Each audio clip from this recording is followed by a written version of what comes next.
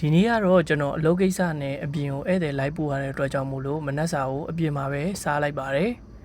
ဒီနေ့ကကျုပ်ပြုတ်နေတိုင်းစားမယ် D22 ဖြစ်ပါတယ်ကျွန်တော်လုပ်ကိစ္စနဲ့ပြင်သွားရတဲ့ခါကျတော့ကျွန်တော်အိမ်မှာမစားနိုင်ဘူးဒါပေမဲ့ကိုယ့်ရဲ့ diet ကိုလည်းမပြတ်ချင်တာကြောင့်မို့လို့ကျွန်တော်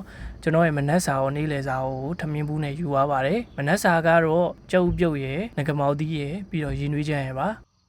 ကျွန်တော်ဧည့်သည်တွေနားနေတော့မှာပေါ့နော်ကျွန်တော်နေရာလေးတစ်ခုအေးအေးဆေးဆေးဖြစ်မဲ့နေရာလေးကိုရှာလိုက်တယ်ဒီနေရာလေးကတော်တော်လေးတာရပါတယ်ဒါ dry ဆုထက်တောင်ပေါ်မှာပေါ့နော် dry ဆုထက်ရဲ့ view point ပါအဲ့နေရာလေးမှာကျွန်တော်မနက်စာစားပါတယ်အဲ့တော့အလုပ်တွေရှုပ်နေရင်တော့မှပဲကိုယ့်ရဲ့ diet plan ကိုအပြတ်မခံဘူးဒါမှလည်းကျွန်တော်တို့က consistency ရှိမှာပေါ့နော်တရက်လောက်ပြတ်လိုက်တာဘာမှမဖြစ်ပါဘူးဆိုရင်လည်းနောက်တရက်ပြီးတရက်ပြတ်သွားတဲ့အခါကျရင်မကောင်းဘူးပေါ့နော်အဲ့ဒီအတွက်ကြောင့်မို့ကျွန်တော်ရတဲ့အချိန်လေးမှာရတယ်လို့လေးမနက်စာလေးစားဖြစ်ပါတယ်အဲ့ဒါလေးကိုဗီဒီယိုလေးလုပ်ပြီးတော့ပြန်ပြီးတော့ sharing လုပ်ပေးတာဖြစ်ပါတယ်အားလုံးကိုကျေးဇူးတင်ပါတယ်